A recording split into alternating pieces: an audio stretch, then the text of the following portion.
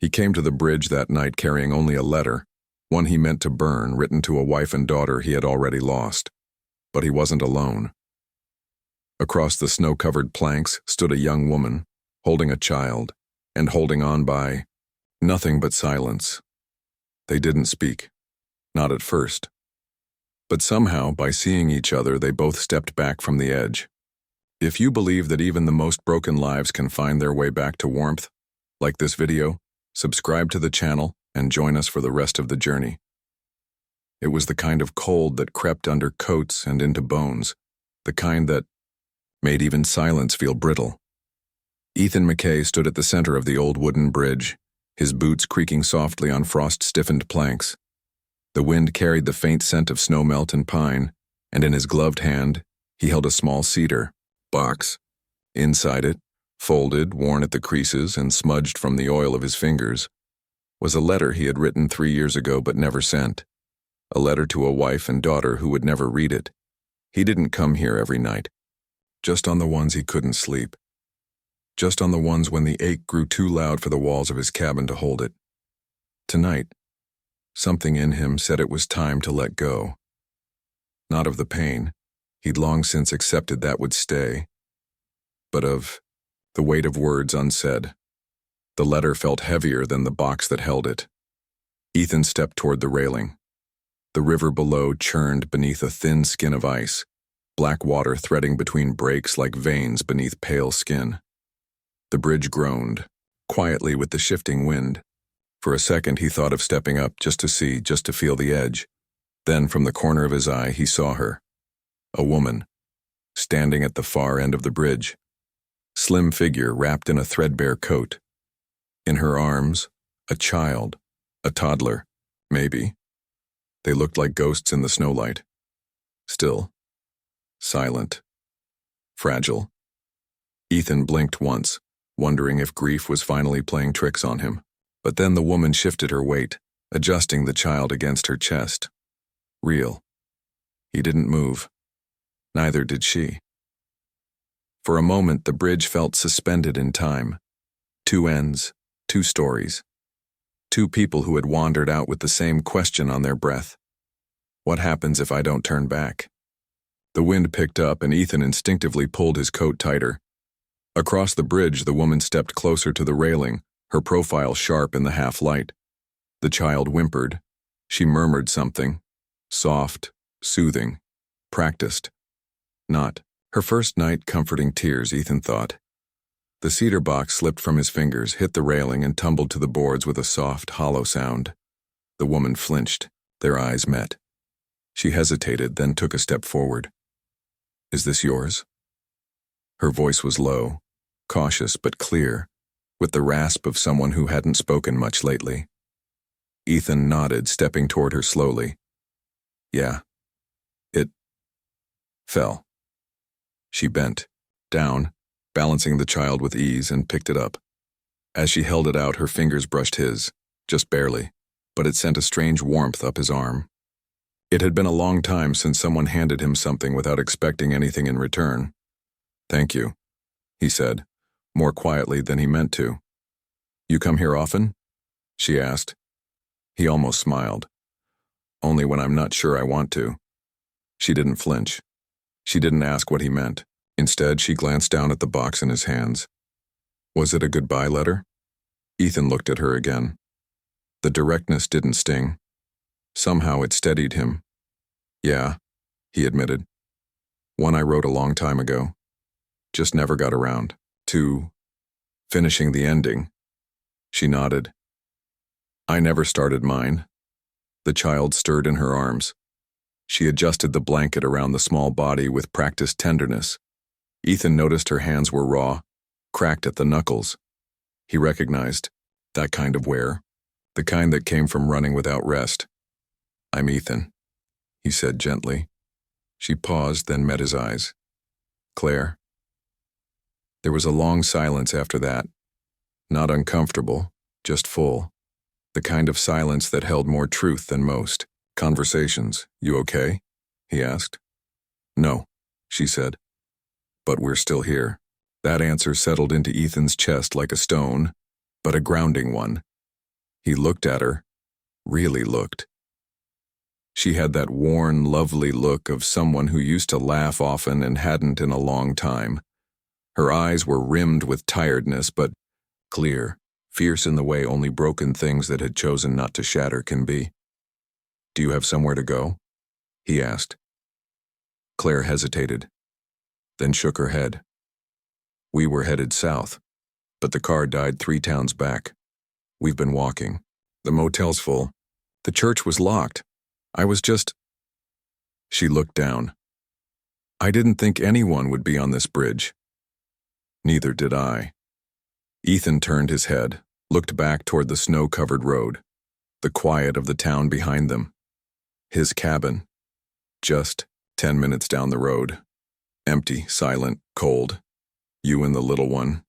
You don't have to sleep outside. She straightened a little. Not with pride. With instinct. "I'm not asking for charity." "I know," he said. "But maybe I'm offering a second chance to both of us." Claire exhaled. A long breath, and then, for the first time, she nodded. "Okay." They walked off the bridge together. The drive back to the cabin was quiet. Claire sat in the passenger seat, holding her sleeping child close to her chest. The little girl, Lily, she had whispered when Ethan had asked, was no more than 2 years old. Small, with a face buried in the crook of her mother's coat, her breath fogging the worn fabric with each exhale. Ethan kept his eyes on the snow-laced road, hands steady on the wheel. The old truck groaned in protest on the uphill climb, tires crunching across patches of ice. He didn't know what to say. He wasn't even sure this was a good idea. All he knew was that leaving them out there hadn't felt right. And for the first time in a long time, right mattered more than safe. They reached the cabin just before midnight. The porch light cast a soft circle of amber around the front steps. Snow clung to the eaves. The windows glowed faintly. Warm, alive, waiting. Ethan opened the door, the familiar scent of cedar and ash brushing past him like an old friend. He stepped aside. Claire paused on the threshold, eyes scanning the interior. Not suspicious, just cautious. Then she crossed into the room with a whisper of worn boots on wood. Ethan closed the door behind her. "You can set her down on the couch," he offered. "There's an extra blanket in the chest." Claire looked at him, hesitated, then nodded. She lowered Lily carefully onto the cushions, tucking the child in with quiet, practiced hands. Lily didn't stir. "I'll make some tea," Ethan said, already moving toward the kitchen. The kettle was slow to boil. The cabin was quiet enough to hear every creak of the wood, every flick of the fire behind the stove's glass door. He wasn't used to the silence being shared. He poured 2 mugs and set one on the table across from her. She didn't reach for it right away. Instead, she stared into the flames dancing in the small hearth, her eyes fixed but far, like she was trying to remember something that didn't want to be remembered. Her hand stayed wrapped around herself, fingers curled against her ribs. "I appreciate this," she said finally. Her voice was even, but Ethan didn't miss the strain behind it. "You don't have to," he replied. Claire turned her head. "Most people expect something when they offer a favor." "I'm not most people," he said. A faint shadow of a smile passed across her lips, gone before it fully formed. "You're really not." They sat like that for a while. The silence wasn't awkward. It was the silence of people who had run out of energy for small talk, of people who had seen too much to pretend they hadn't. After a long stretch, Ethan asked quietly, "What happened? To your car?" "Radiator blew outside of Elmsworth," she said. "A guy at the gas station said it wasn't worth fixing. We had just enough left for a bus ticket and a room. I picked the room." He nodded, didn't ask what came before that. "She didn't volunteer it. Eventually she asked, 'Do you live here alone?' "Yeah," he said. "For long." He hesitated. 3 years. Claire didn't push. But her eyes met his, and Ethan knew she understood. Not the details, maybe, but the weight. He took a sip of tea that had already gone lukewarm. "You can take the room upstairs," he offered. "It's not fancy, but it's clean, safe. I'll stay down here with Lily. I don't want to take your bed." Ethan shook his head. "I've got a second room, Been empty a while. Claire looked at him again like she was trying to read the edges of his offer. Finally, she said, "Just one night." Ethan nodded. One night. She picked up the tea then, took a sip, closed her eyes for half a breath, and for that one moment her shoulders eased. Ethan stood, walked to the hall closet, and pulled out fresh bedding. He set it on the bottom step of the stairs. "If you need anything," he said, "I'll be right here." Claire didn't answer. She was already lifting Lily in her arms, pressing a kiss to the child's temple as she stood. She paused at the base of the stairs. "Thank you, Ethan." Her voice was quieter now, not weaker, just less armored. He nodded. "Good night, Claire." And then she was gone, footsteps soft on the stairs. Ethan stood in the doorway a while longer, staring at the space she had just occupied. A blanket remained on the couch. The echo of her presence hung in the air like smoke. He moved toward the fire and stirred the coals. The warmth spread across his hands, but not through them. Not yet. He reached for the cedar box on the mantel, the one that had nearly fallen into the river hours before. He opened it. The letter was still there, folded just as he had left it. He thought about throwing it into the fire, but instead he closed the box again and placed it gently back in its place. Then he sat in the armchair near the window and listened to the night breathe. Somewhere upstairs, a baby shifted in sleep. A woman laid her head on a pillow not yet hers, and Ethan McKay, still grieving, still afraid, let his eyes close for the first time in days. Morning came slow and blue, like it had nowhere better to be. Ethan stirred awake in the old armchair, his neck stiff, his lower back reminding him that 40-something wasn't as flexible as it used to be. The fire had gone down to embers. He stretched, listened to the familiar creak of his knees, and stood. The house was quiet, but not empty, and that he realized with some small, strange discomfort was new. He moved to the kitchen and turned on the kettle. Outside the window, the world was still dressed in frost. The trees behind the cabin held their breath in white silence, and the porch bore the soft imprint of footsteps, tiny ones, leading away and back again. When he turned around, Claire was standing at the base of the stairs. She wore the same coat from the night before, but her hair was tied back now, face freshly washed. Lily was in her arms, awake and blinking, one chubby hand clutching a piece of fabric that looked suspiciously like Ethan's old flannel shirt. "Good morning," Claire said quietly. Ethan nodded. "Morning." He reached for a third mug. They sat at the table in silence, steam rising from their tea. Claire cradled her cup with both hands, letting the warmth seep in. Lily, perched in her lap, clutched a crust of toast Ethan had quietly made while they sat. She chewed slowly, gaze darting from him to her mother and back again. "She's watching you," Claire murmured. "I can tell. You make her nervous."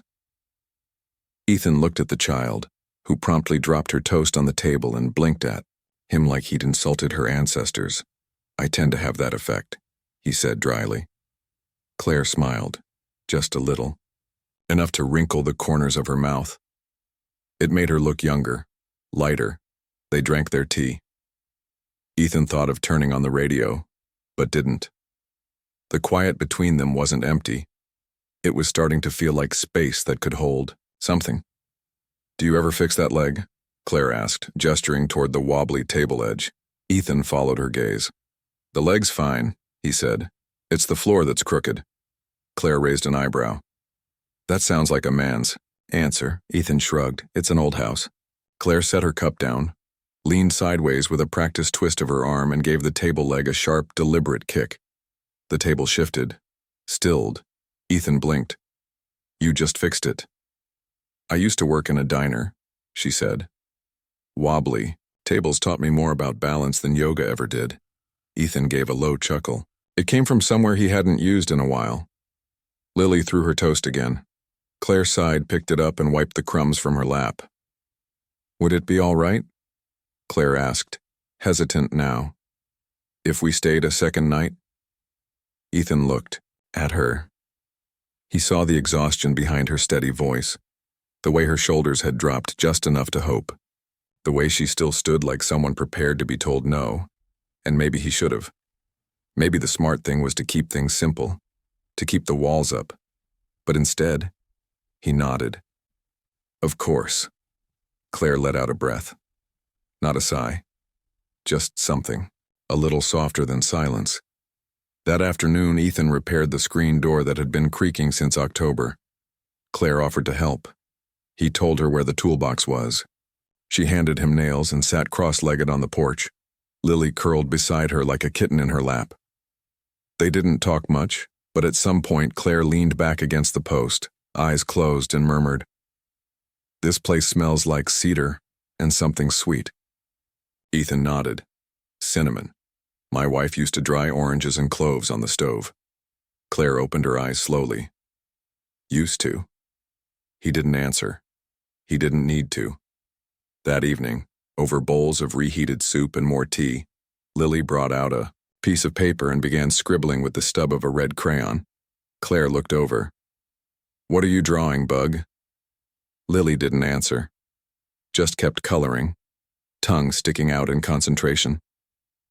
When she was finished, she slid the paper across the table and tapped it twice with her finger. Claire looked at it, then stared. Ethan leaned over. It was a crude picture. 3 stick figures, a big one, a medium one, and a small one, with a giant red heart hovering over her chest. Claire swallowed hard. "She drew us," she said softly. Ethan stared at the drawing, then without comment stood up, crossed the room, and opened a drawer. He pulled out an old brass thumbtack and pinned the picture to the side of the kitchen cabinet. "Is that okay?" he asked. Claire didn't answer right away. Her throat bobbed once, and she nodded. Later that night, Ethan stood in the hallway, hand on the light switch. Claire and Lily were already upstairs, tucked into the guest room. He could hear the soft rustle of blankets. A faint lullaby hummed through a cracked door. He turned the light off and stood for a moment in the dark. There were 3 cups in the sink, one more than yesterday. And for the first time in a long time, he didn't mind the mess.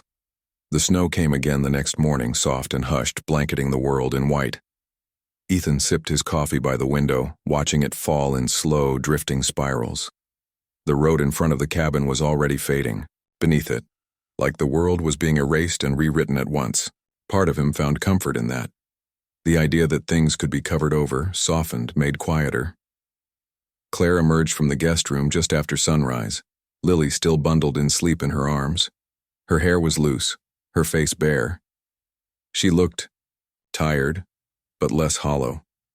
"I'm sorry," she said, adjusting Lily's weight in her arms.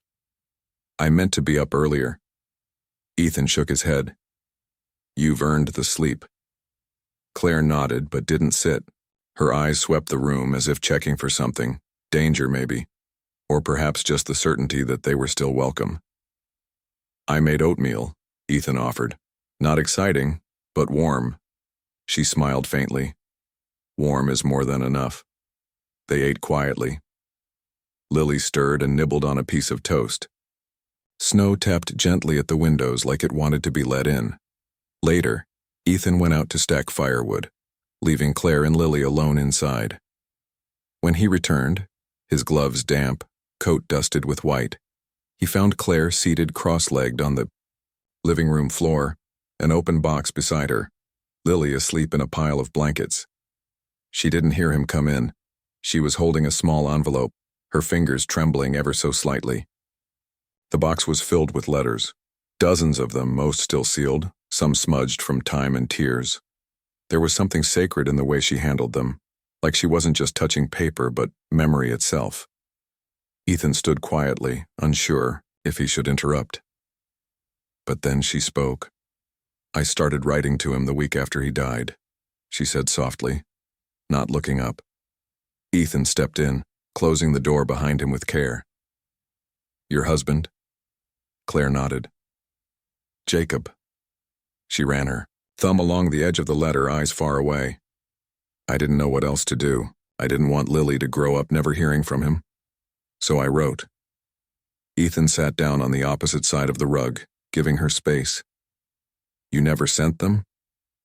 They had nowhere to go, she said simply. Her voice was quiet, but not fragile. It had a steadiness to it, like someone who had grown used to carrying pain without complaint. Claire picked up another letter, this one sealed with a faded blue sticker in the shape of a star. She held it gently like it might shatter. This one, she said, was from the day Lily walked for the first time. I told him how she laughed when she fell, like it was part of the fun. Ethan's throat tightened. She still does that, he murmured. Claire looked at him then. Not startled, not embarrassed. Just seen. You ever write letters like these? She asked. Ethan stared into the fire for a long moment. I wrote one, he said, to my daughter, after. Claire's eyes softened. Did you send it? He shook his head. I kept it in a box. Still have it. They sat in silence, the fire cracking between them. Claire reached into the box and pulled out a sheet of paper, half-filled, the handwriting slanted, urgent. She studied it, then folded it slowly and placed it back. I used to believe that writing these would keep me close to him, she said. But some days it feels like it just reminds me how far away he really is. Ethan nodded, understanding, in ways he couldn't say out loud. Maybe both can be true, he said. Claire looked at him, really looked, and for the first time since they'd met, something in her eyes let go. A long, quiet exhale passed between them. Then Lily stirred, her tiny fists stretching toward the ceiling, her cheeks pink from warmth. She blinked sleepily and reached toward Claire. Claire leaned over and lifted her daughter into her lap. I'm sorry, she said suddenly. I didn't mean to spill this all out on your floor. Ethan shook his head. Don't be. He stood, dusted off his hands and glanced toward the small desk tucked into the corner of the room. It hadn't been used in years, but it still held blank paper. Envelopes. A pen that hadn't run dry. You're welcome to keep them here, he said. Claire tilted her head. The letters? He nodded. The box? The words? All of it, if you want. She looked down at the wooden box in her lap, then back up at him. Thank you, she said quietly. That night, after the dishes had been washed and Lily had fallen asleep curled against Claire's chest, Ethan passed by the living room on his way to bed. Claire was seated on the couch, pen in hand, writing. The firelight made her look like a portrait, half shadow, half story. He didn't interrupt. He just stood there for a moment, letting the sound of pen against paper fill the quiet. And in his chest, something long dormant stirred, a feeling just barely brave enough to name itself. Hope. The days that followed unfolded like pages of a quiet book, soft, slow, and strangely sacred. Ethan didn't mark the calendar. He didn't need to. Time, in its usual way, began to shift. Less about hours, more about rhythms. The sound of Lily's laughter from the kitchen, the scent of cinnamon rising from Claire's tea, the quiet clatter of Ethan's tools fixing. What no longer needed fixing, just to be near the sound of someone else moving in the same house. The snow kept falling outside, but inside, something warmer was growing. Claire stayed. Not with ceremony, not with promises. Just one night, then another, until her things, what little she had, found their way into drawers, until her coat began hanging next to Ethan's by the front door. She'd sweep the floors, while Lily napped. Ethan would make tea in the afternoons and pretend he didn't notice Claire humming under her breath while folding towels. They never said, "This is home," but slowly it started to feel like it. One morning, Claire stood in the kitchen wearing a soft gray sweater Ethan didn't recognize. He raised an eyebrow. "That's mine." Claire smirked. "A rare and lovely thing. You left it outside the laundry basket for 2 days. That's called abandonment." Ethan chuckled. "I'll allow it." Lily toddled in moments later, dragging a stuffed fox Ethan had fixed with fishing line and a patch of denim. She held it out proudly. "Look, Mama," she said. "Mr. Fox has a belly now." Claire smiled. "That's because someone special helped fix him." Lily turned to Ethan. "You fixed him, right?" Ethan paused. "I did, but I think he was always brave. He just needed a little help being whole again." Claire's eyes met his over the rim of her mug. There was something in her gaze, soft, knowing, a quiet acknowledgement that he hadn't just been talking about the fox. Later that afternoon, they went outside for the first time in days. Ethan helped Claire button Lily's coat, watched as she tugged her gloves over tiny hands. Claire wrapped a scarf around her daughter's chin and kissed her forehead with a tenderness that ached. The air was cold but clear. The snow had stopped. The sky above them stretched wide and blue and promising. They walked to the clearing behind the cabin, a small meadow rimmed with trees, the kind of place where birds would return come spring. Lily squealed as she dropped into the snow and began waving her arms. "What's she doing?" Ethan asked. "Snow angel," Claire replied, smiling. "She learned it from a cartoon." Ethan chuckled. "I never tried that as a kid." Claire turned to him. "You haven't lived." He raised an eyebrow. "Prove it." A few minutes later, all three of them were flat on their backs in the snow, flailing their arms like ridiculous overgrown children. Ethan laughed. The real kind. The kind he hadn't heard from his own chest in years. He looked over and saw Claire laughing too, head thrown back, eyes closed, cheeks flushed with cold and joy. Something in him cracked open. She looked different when she laughed. Not younger, just more here, present. Like a person who'd chosen to come back from wherever she'd gone. When they were too cold to move, Ethan built a small fire in the ring of stones he'd set there years ago, back when he and his wife had dreams of camping with their daughter, dreams that never had time to happen. Claire sat close to the flame, arms around Lily, who had fallen asleep against her chest. Ethan sat across from her, warming his hands. Claire looked up, eyes catching his. She didn't look away. "Thank you," she said. "For what?" "For the space, for the silence, for letting me breathe." Ethan hesitated, then said, "You're not a guest here, Claire." She blinked, startled. "You're not an obligation. You're not temporary," he continued. "You're here, and it matters." Claire didn't speak, but her eyes glistened. She looked down at Lily, then back at Ethan. "I don't know how to stay," she whispered. "You don't have to know," he said. "You just have to let yourself try." They sat like that for a while, flame between them, snow around them, something wordless hanging in the quiet. That evening, Claire placed something new in her box of letters. She didn't show it to Ethan, but she left the box open beside the fireplace as if to say, "You're allowed to wonder, you're allowed to hope." Ethan didn't read it. Not yet. But he sat near it a little longer than usual. And upstairs, through the thin cabin walls, he heard Lily laugh in her sleep. It started with a sound, not loud, not sharp, just wrong. Ethan heard it while refilling the wood box in the mudroom, a faint scuff, like boots on ice. Not his, and not Claire's either. It was too slow, too uncertain, like someone unfamiliar with the steps was walking the edge of the porch. He stood still, held his breath, waited, then silence again. Just wind, he told himself. Just wind and snow and nerves that had been quiet too long.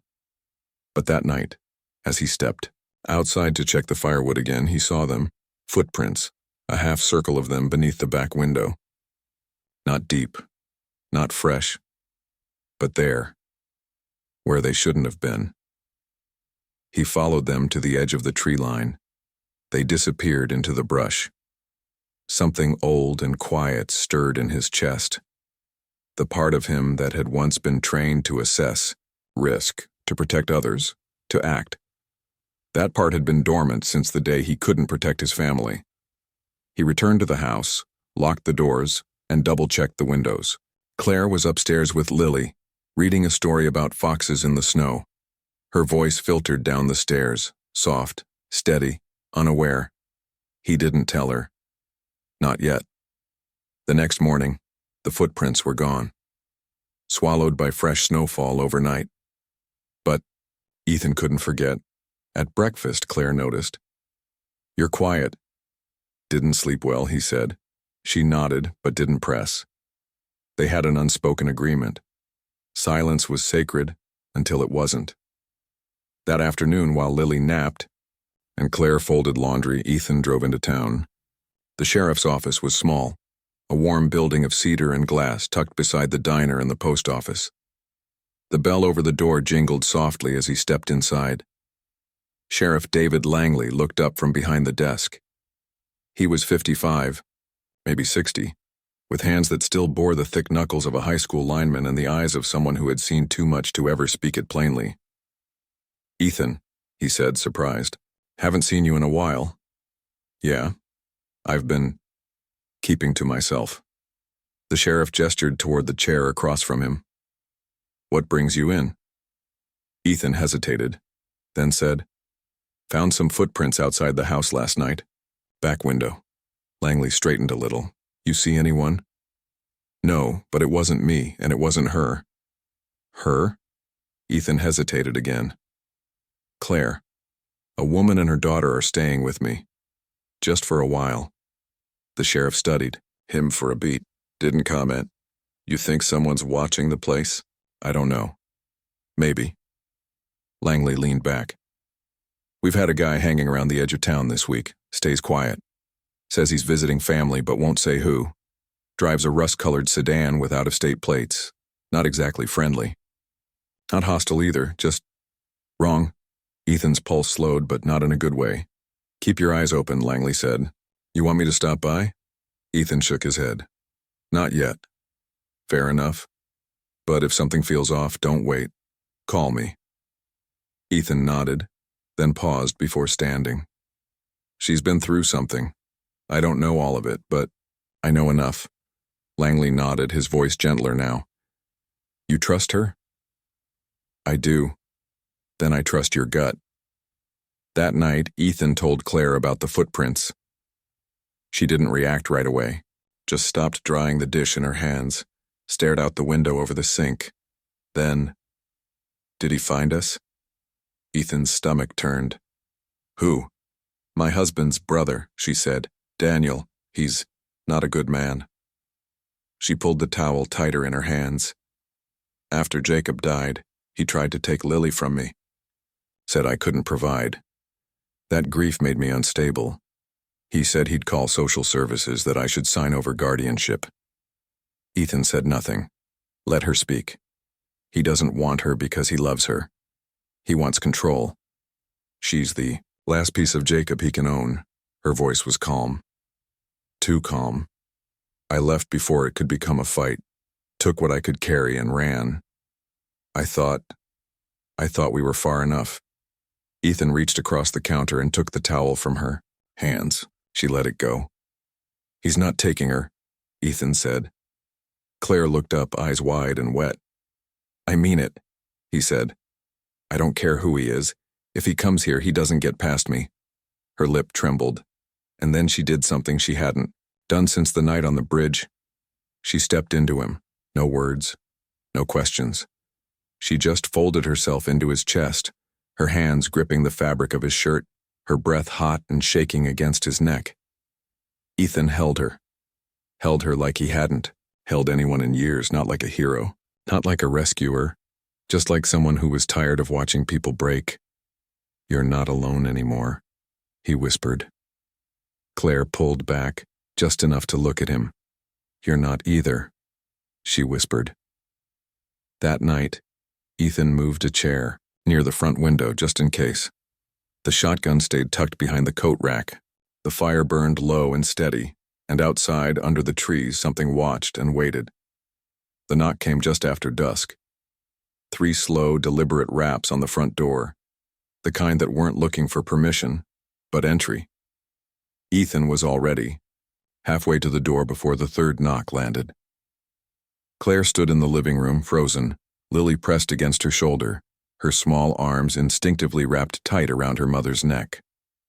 Ethan motioned silently for Claire to stay back. Opened the door, but only halfway. The man on the porch was taller than Ethan remembered, but thinner. His face was pale, hollowed by bitterness, not time. The rust-colored car sat idling by the road, its headlights casting long shadows across the snow. "Evening," Daniel said. Ethan didn't speak. Daniel adjusted his coat. "Didn't expect to find you playing house out here. You've made your visit," Ethan said. "Now leave." Daniel's gaze drifted past him, trying to peer into the house.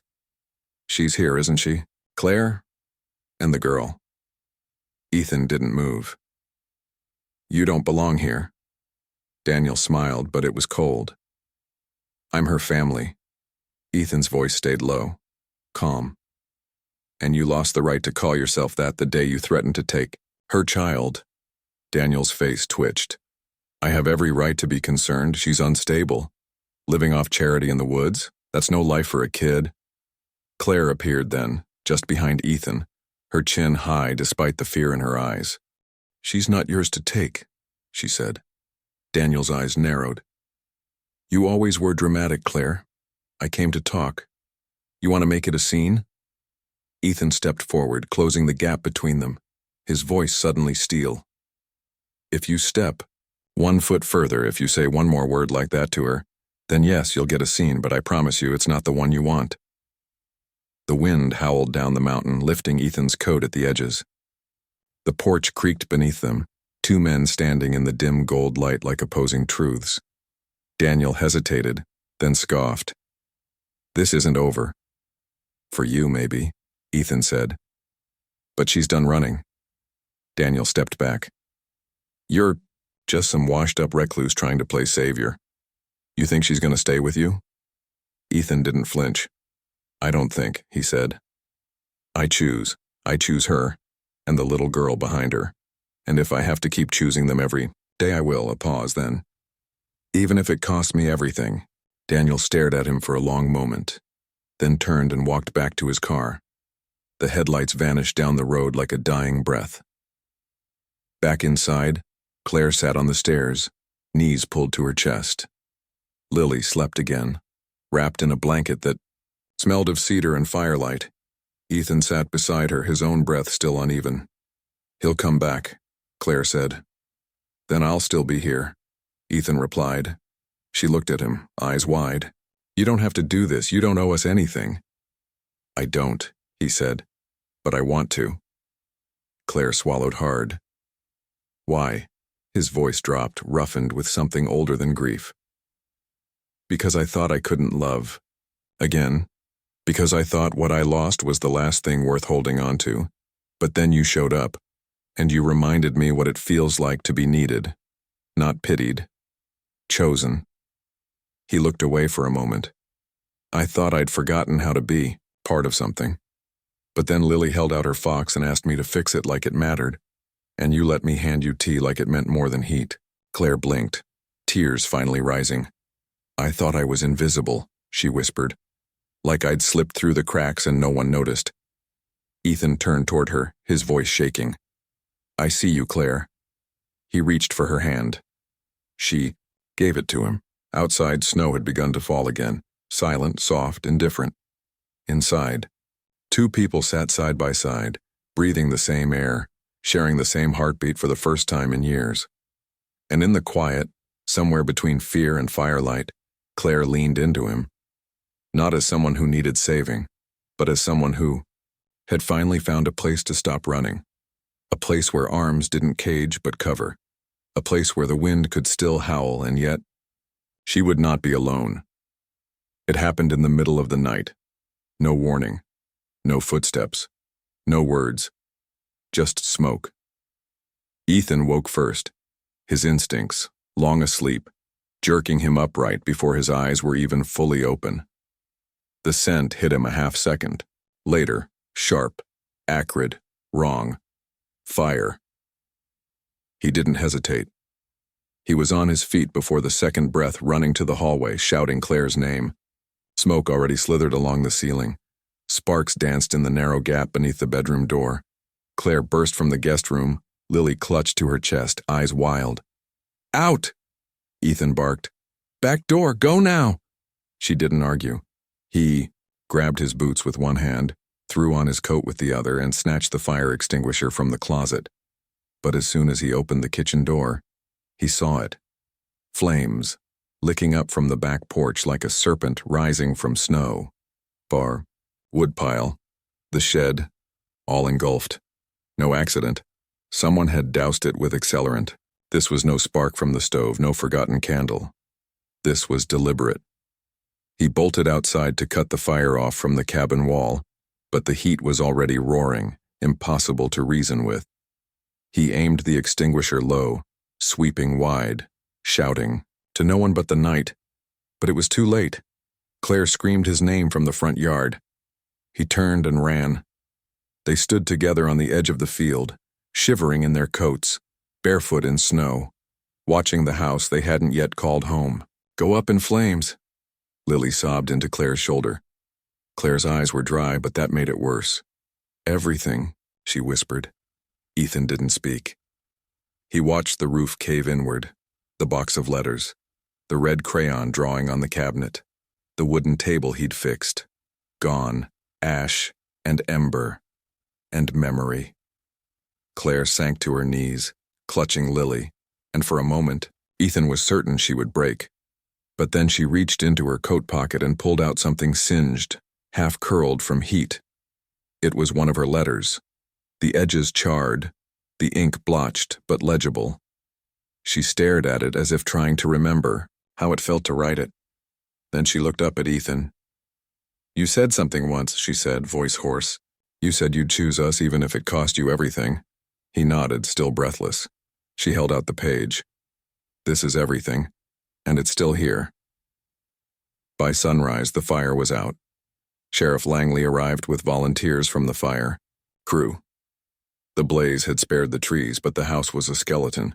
He crouched beside Ethan in the snow. You okay? Ethan didn't answer at first. Then, I should have known he'd come back.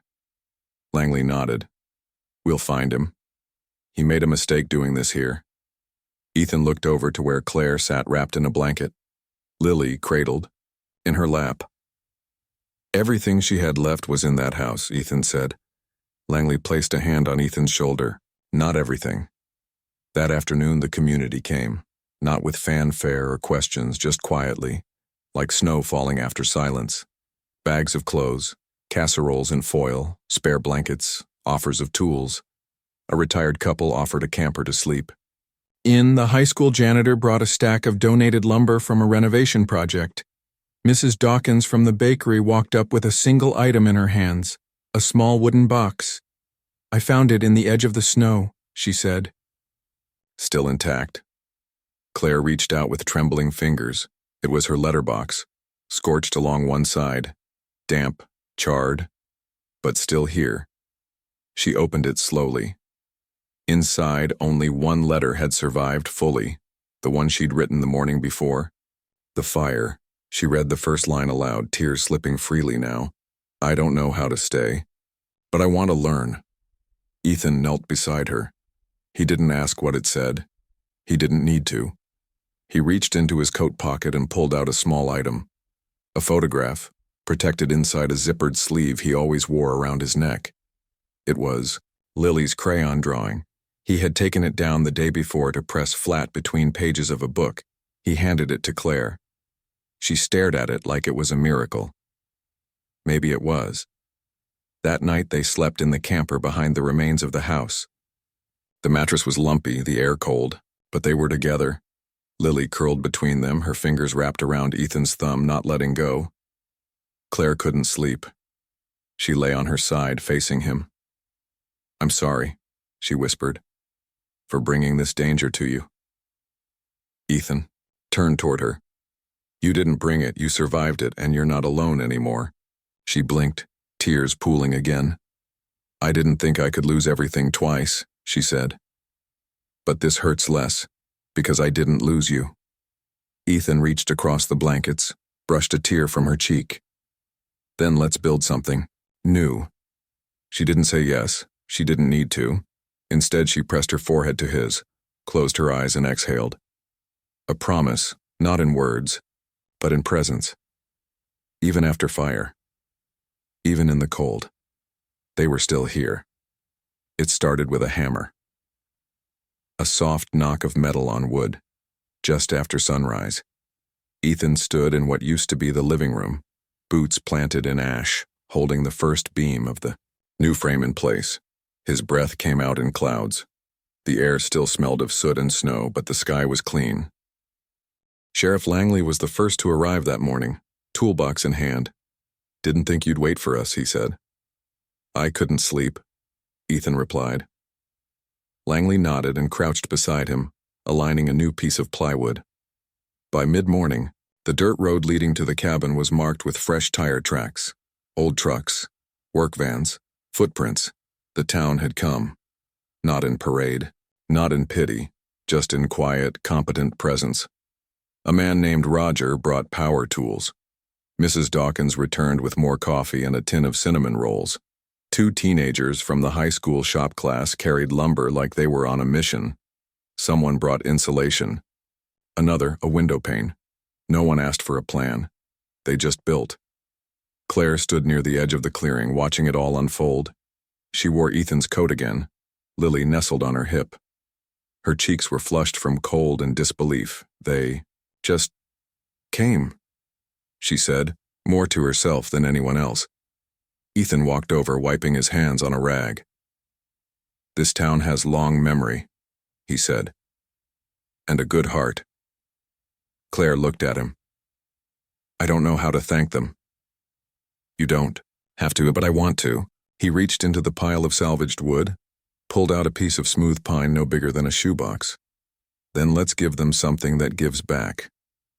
That afternoon, while the walls of the new cabin began to rise, Claire sat on the porch, steps with a chisel and stain, carving into the soft grain of wood. It wasn't perfect, but it was real. By sundown, she and Ethan walked to the bridge with Lily on Ethan's shoulders.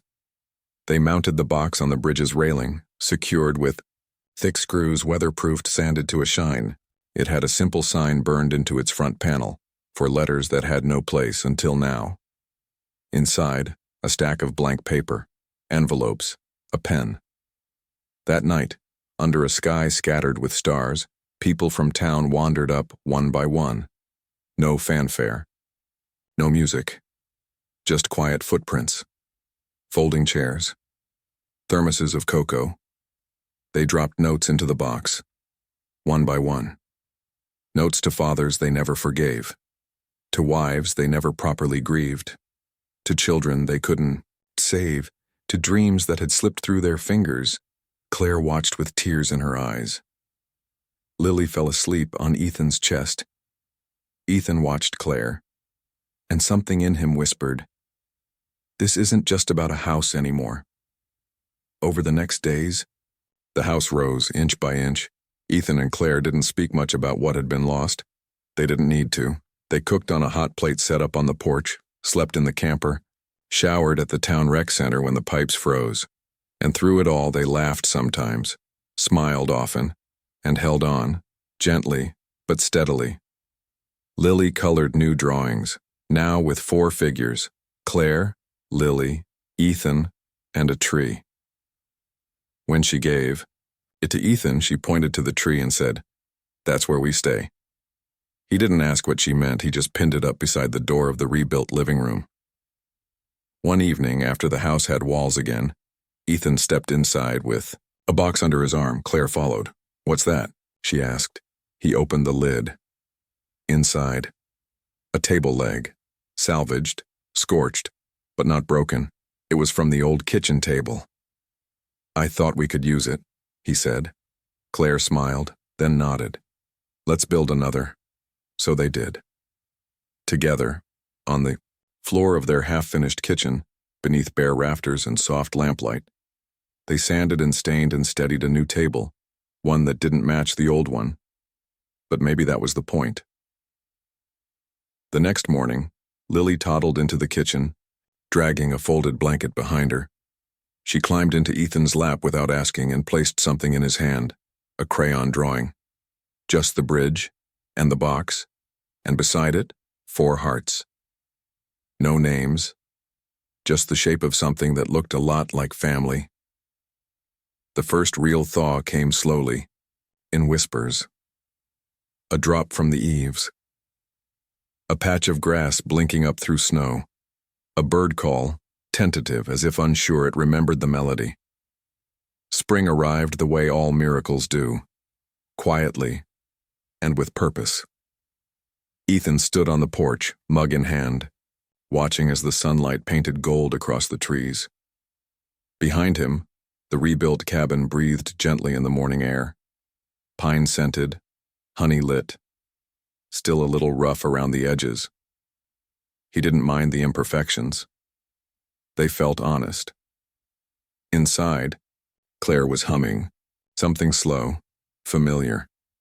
Lily's voice followed, higher-pitched and gleeful, narrating her own version of whatever breakfast adventure was unfolding in the kitchen. Ethan smiled. He stepped down onto the path and followed the familiar curve toward the bridge.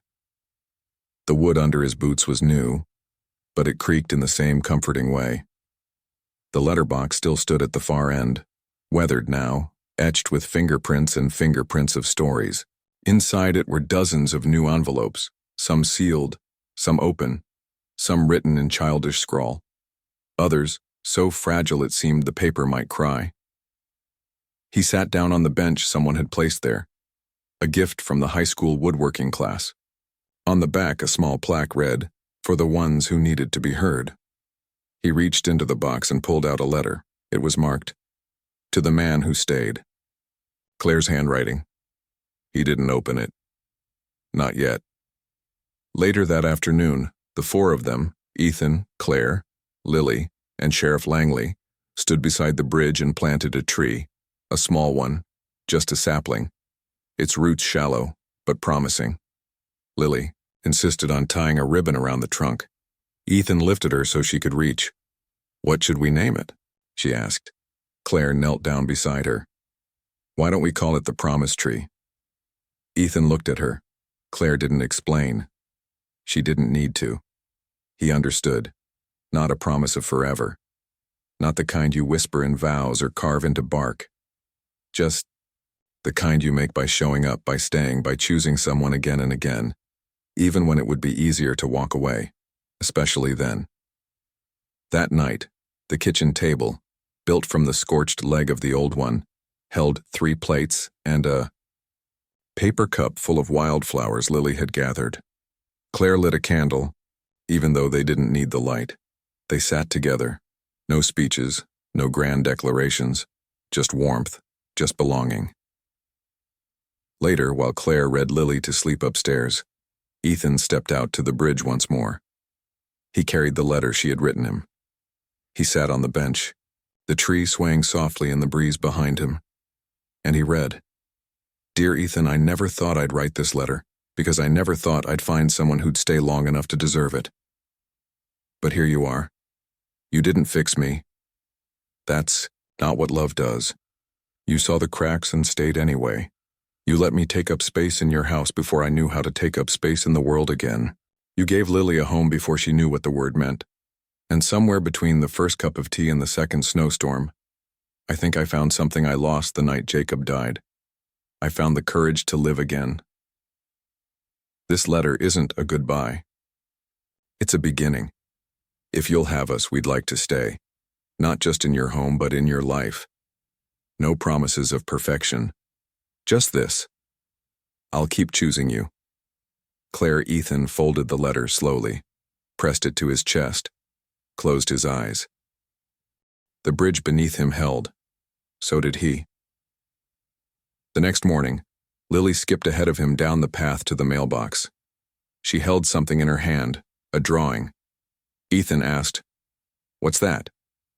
"It's a letter," she said proudly. "To the tree." He chuckled. "What does it say?" She thought for a second, then replied, "It says thank you." That evening, Claire found Ethan standing beside the hearth, watching the flames flicker low and golden. She came up behind him, slid her hand into his. No words. Just presence. Just warmth. In a house once lost to fire, now rebuilt by kindness, Ethan looked around and saw not a second chance, but a first choice. He had chosen them. They had chosen him. And together, they had rewritten the ending, not with a miracle, but with a letter left on a bridge, where everything began. Some stories don't end with fireworks or final words. They end with a quiet hand held across a table, a letter left in a wooden box, a tree planted beside a bridge.